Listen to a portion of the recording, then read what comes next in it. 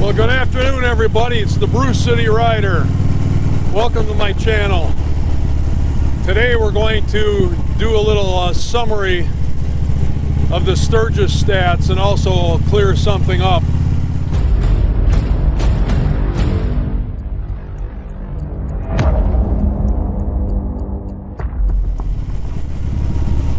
You probably have seen some of these videos floating around about Antifa coming to Sturgis.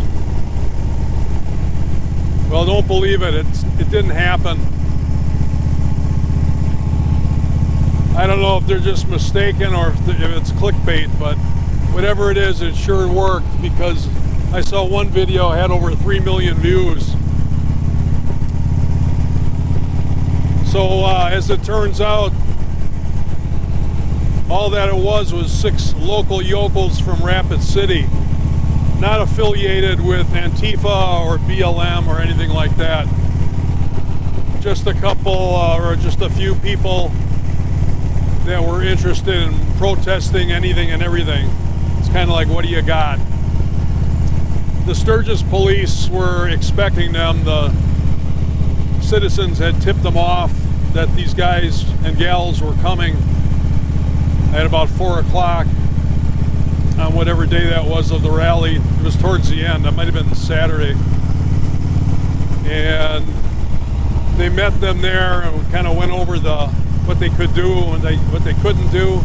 And they allowed them, or they escorted them in, and they allowed them to stand right in the middle of the main drag and fly their flags and their signs and whatnot. So they were protesting against the rally, the governor, the state fair, the big rodeo, Trump, and probably a couple other things I'm forgetting. They were flying a rainbow flag, and the Sturgis police guarded them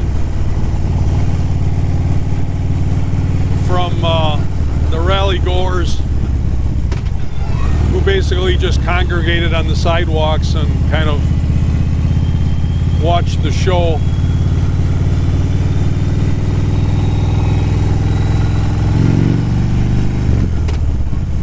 And everything was going fine until some 6'5" bitch with purple hair decided to kick at one of the motorcycles. Well, the crowd wasn't having that. It was all the Sturgis police could do to keep the crowd off these guys. So they took this guy down, arrested him for disorderly conduct, and escorted the rest of them out of there. So not Antifa, guys.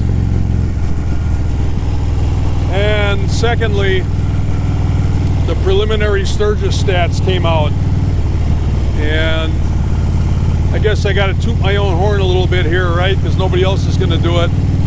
I predicted this back on April 7th, that not only was Sturgis going to go, but it was going to be a rather big one.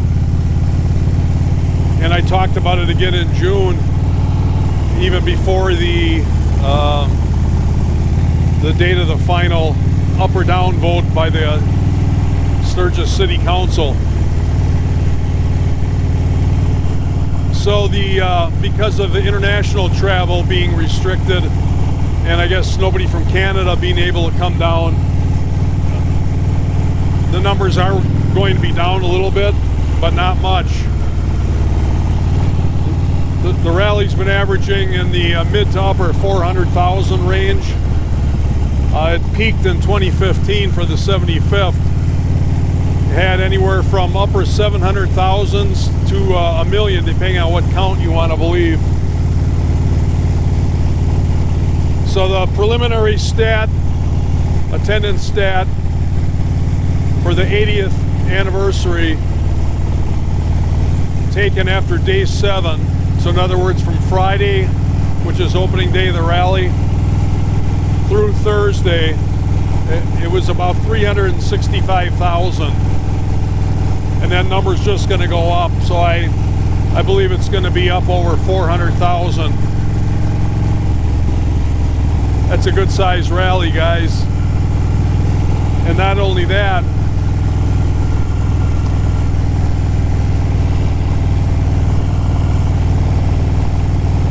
even though the attendance was down slightly, the revenue is up. The final numbers won't be in until September, but Sturgis does track 10 of the long-term vendors, and all those numbers are way up. So attendance down, but revenue up. Another revenue mark was the beer and liquor sales in Sturgis. They were up something like 25% over prior years. That's incredible. One other thing of note was supposedly the people visiting the rally this year, the demographics have changed slightly. The 60s and 70-year-old rally goers, they feel was down, which is understandable because of the pandemic scares. But the 20, 30-something-year-olds apparently more than made up for it. That's great to hear.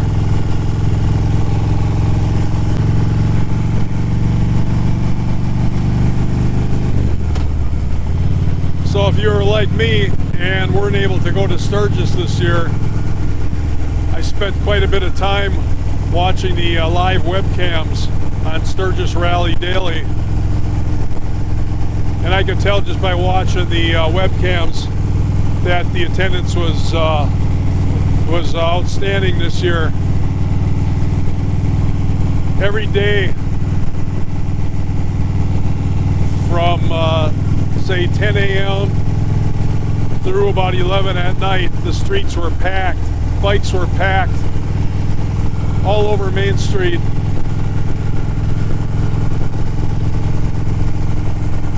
I also enjoyed watching a lot of the content from some of the other motovloggers out there. Several of them did live feeds.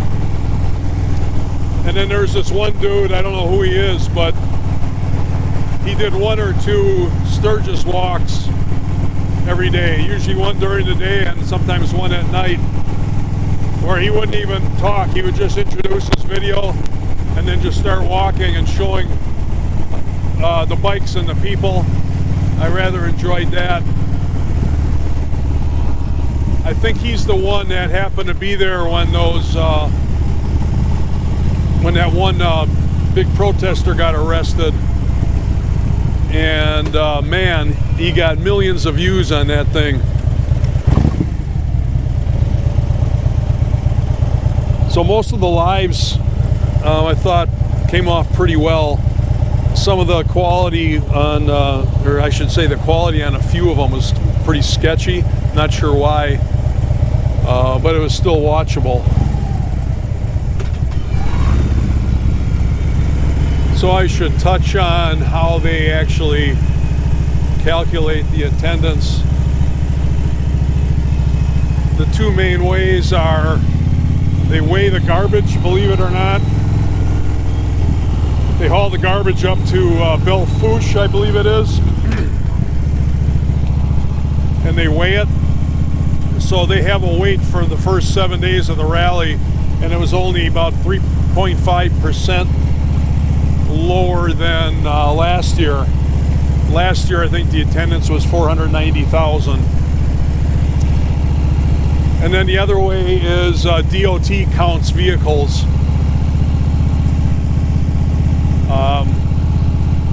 I feel like the garbage weighing is a little more accurate, because when you're counting vehicles, you're just counting the same vehicles in some cases over and over. If somebody goes out to Sturgis or to the Black Hills for the rally and they visit downtown Sturgis 5 times, you know, they're going to get counted 5 times.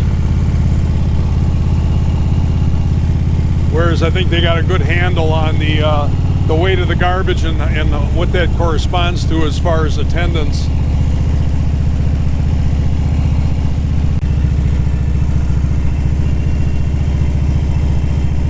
All right, folks, I'm going to wrap it up here.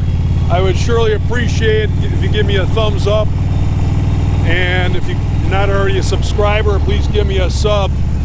I got a lot of videos on everything Harley related on my channel, so please check them out. And that'll do it for BCR in this one. Everybody have a good day. This is BCR signing out. Later, guys.